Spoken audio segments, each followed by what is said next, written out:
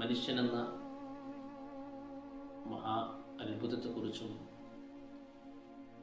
ആത്മാവ് മനുഷ്യ ശരീരത്തിൽ പ്രവേശിച്ച ഒരു മനുഷ്യൻ തൻ്റെ രക്ഷിതാവുമായി ആത്മാക്കൾ ലോകത്ത് വെച്ച് ആത്മാവ് ചെയ്ത കരാറിനെ കുറിച്ചും നമ്മൾ പ്രതിപാദിച്ചു. ഇനി ഒരു ശബ്ദത്തിൽ ഈ ഒരു സംസാരത്തിൽ നമുക്ക് ചർച്ച ചെയ്യാനുള്ളത് ഭൂലോകത്തേക്ക് പിറന്നു വീണ മനുഷ്യ ശരീരത്തിൽ ഞാനും നിങ്ങളും ഉൾപ്പെടുന്ന ഈ ശരീരത്തിൽ നാം ആരാണെന്ന ചോദ്യത്തിന് ഉത്തരം കണ്ടെത്തുന്ന ഈ ഒരു വേദിയിൽ ഈ ഒരു ശരീരത്തിൽ ഉൾപ്പെട്ട നമ്മുടെ ആത്മാവ് അന്ന് ചെയ്ത ധർമ്മം ഭൂലോകത്ത് വെച്ച് നമുക്ക് ചെയ്യാനുള്ളത് എന്താ? അപ്പൊ ആത്മാക്കളുടെ ലോകത്ത് വെച്ച് അള്ളാഹു കരാർ ചെയ്തു എന്ന് പരിശുദ്ധമായ ഖുർആനിലെ സൂറത്തുൽ അഅറാഫ് 7-ാമത്തെ അധ്യായത്തിലെ 172-ാമത്തെ വാക്യം വിശദീകരിച്ചു. നമ്മൾ അന്ന് ചെയ്ത കരാർ, ആ കരാർ ഭൂലോകത്ത് വെച്ച് പുതുക്കുക എന്നുള്ളതാണ് ഒരു മനുഷ്യന്റെ ജീവിതത്തിന്റെ ലക്ഷ്യം.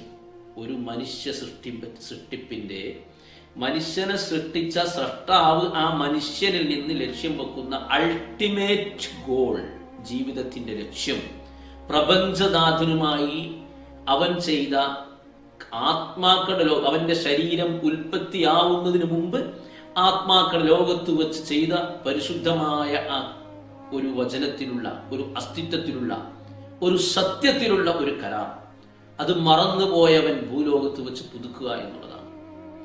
ഇവിടെ നമ്മളൊക്കെ ചിന്തിക്കേണ്ട ഒരു വിഷയമാണ്. നമ്മൾ ആ കരാർ പുതുക്കിയിട്ടുണ്ടോ? എന്താണ് ആ കരാർ? ജീവിത ലക്ഷ്യമായ കരാർ, ഒരു മനുഷ്യന്റെ ആത്യന്തിക മോചനത്തിലുള്ള മുദ്രാവാക്യമായ കരാർ, അത് പുതുക്കിയിട്ടുണ്ടോ?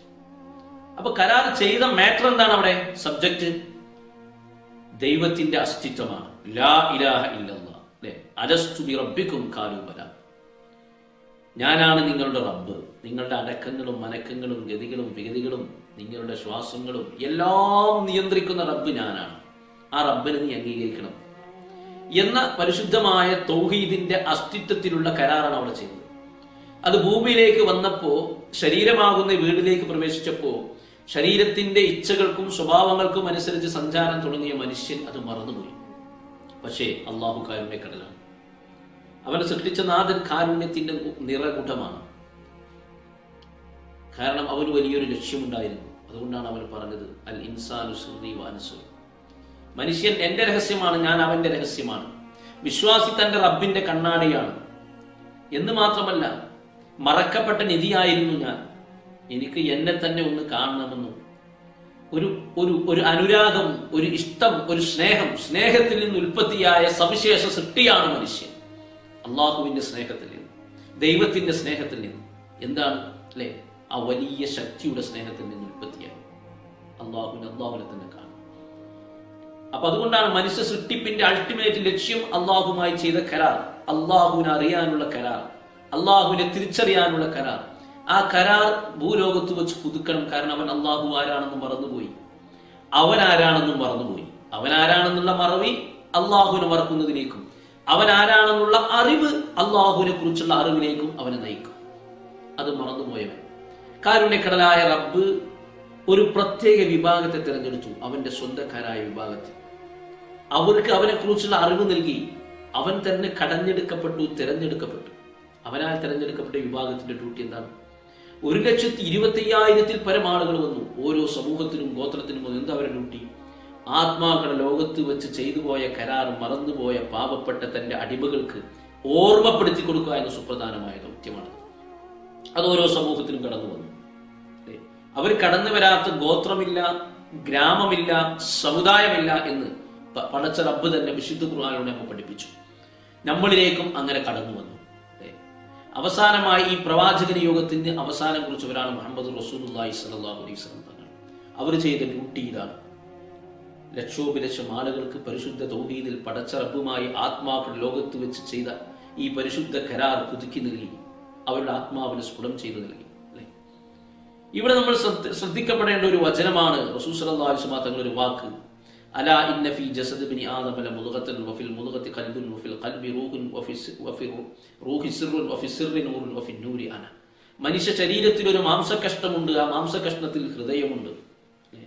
ഇതൊക്കെ ഓരോ വിശാലമായി സംസാരിക്കേണ്ട വിഷയമാണ്. അതിലേക്ക് ഞാൻ ഇപ്പോൾ പ്രവേശിക്കുന്നില്ല. ഹൃദയത്തെക്കുറിച്ച് തന്നെ, ഹൃദയത്തെക്കുറിച്ചും അതിന്റെ മറകളെക്കുറിച്ചും അതിന്റെ പ്രഭകളെക്കുറിച്ചും അതിന്റെ ഒളികളെക്കുറിച്ചും അത് അള്ളാഹുവിന്റെ സിംഹാസനമാകുന്നതിനെ കുറിച്ച് നമുക്ക് സംസാരിക്കാനുണ്ട്. ഏതായാലും ആ സിംഹാസനത്തിൽ, ആ ഹൃദയത്തിൽ അള്ളാഹുവിന്റെ ആത്മാവുണ്ട്. ആത്മാവ് അല്ലെ? അപ്പൊ ആത്മാവിനെ വെച്ചത് എവിടെയാണ്? ഹൃദയത്തിലാണ്. ആ ആത്മാവിൽ എന്തുണ്ട്? പരമരഹസ്യമുണ്ട്. ഞാൻ അവന്റെ രഹസ്യവും അവൻ എന്റെ രഹസ്യമാണെന്ന് പറഞ്ഞ രഹസ്യം. ആ രഹസ്യത്തിൽ ജ്യോതിയുണ്ട്, ദിവ്യ ജ്യോതിയുണ്ട്. ആ ജ്യോതിയിൽ ഞാനുണ്ട്. അപ്പൊ മനുഷ്യനിൽ ഞാനുണ്ട് എന്ന് തന്നെയാണ് പടച്ച റബ്ബ് നമ്മെ പഠിപ്പിക്കുന്നത്. ഹബീബ റസൂൽ സ്വല്ലല്ലാഹു അലൈഹി വസല്ലം തങ്ങൾ നമ്മൾ പഠിപ്പിച്ച ഈ വചനത്തിലൂടെ ഇത് കണ്ടെത്തലാണ്. അവൻ ആരാണ്? അതാണ് സ്വന്തത്തെ അറിഞ്ഞവൻ തന്റെ റബ്ബിനെ അറിഞ്ഞു എന്ന മഹൽ വചനത്തിന്റെ പൊരുൾ ഇതിലൂടെ നമുക്ക് വായിച്ചാൻ കഴിയും. എന്ന് മാത്രമല്ല, നമ്മുടെ ദൃഷ്ടാന്തങ്ങളെ ചക്രവാളങ്ങളിലെ പോലെ തന്നെ അവരുടെ ശരീരങ്ങളിലും നാം കാണിച്ചു കൊടുത്തു. അവർക്ക് അള്ളാഹുവാണ് ഹക്കെന്ന് ബോധ്യപ്പെടുന്നത് വരെ ശരീരങ്ങളിൽ നാം കാണിച്ചു കൊടുത്തു. ഈ ചെയ്ത കരാറ് മറന്നുപോയി. ഭൂലോകത്ത് വെച്ച് പ്രവാചകന്മാർ ചെന്നു ഈ കരാർ അവരെ ഓർമ്മപ്പെടുത്തി. ഏതാണ് ഈ ഓർമ്മപ്പെടുത്തൽ? പരിശുദ്ധ ഖുർആൻ ഒരുപാട് അധ്യായങ്ങളിലും പ്രവാചകന്മാരുടെ ചരിത്രങ്ങളിലെ ഒക്കെ നമുക്ക് ചിന്തിച്ചാൽ നമുക്ക് മനസ്സിലാക്കാൻ കഴിയും. ലോകത്തിന്റെ ഉൽപ്പത്തിയായ, പ്രപഞ്ചത്തിന്റെ രഹസ്യമായ ഭൂലോകത്തേക്ക്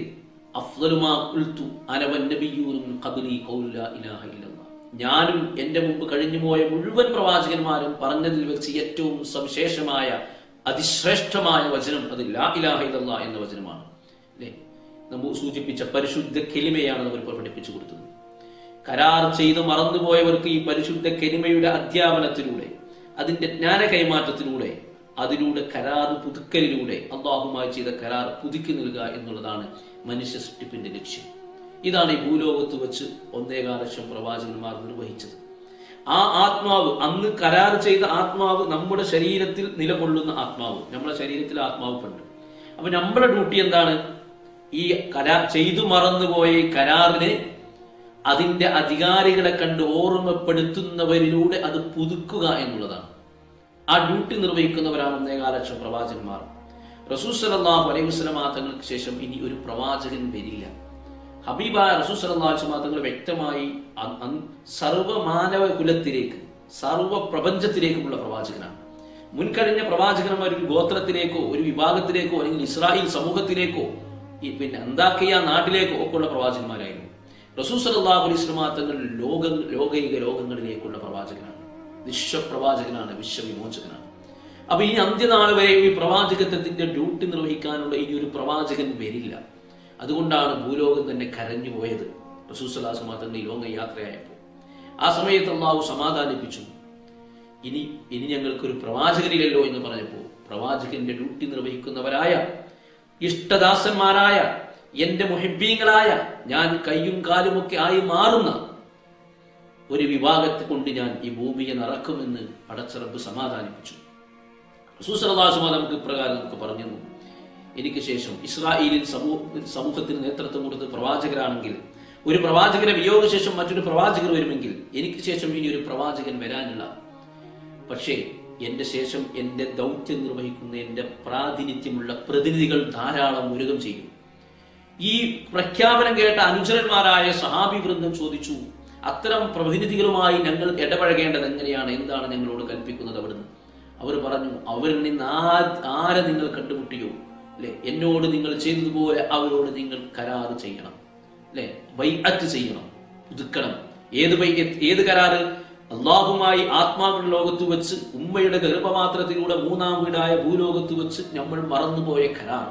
ആ കരാർ, ആ എന്റെ പ്രതിനിധികളിൽ ആരെ നിങ്ങൾ കണ്ടുമുട്ടുന്നു അവരിലൂടെ നിങ്ങൾ ആ കരാർ പുതുക്കിയിരിക്കണം. ആ കരാർ പുതുക്കി നൽകാനുള്ള പ്രതിനിധികൾ ധാരാളം വരും, എല്ലാ നാടുകളിലും വരും.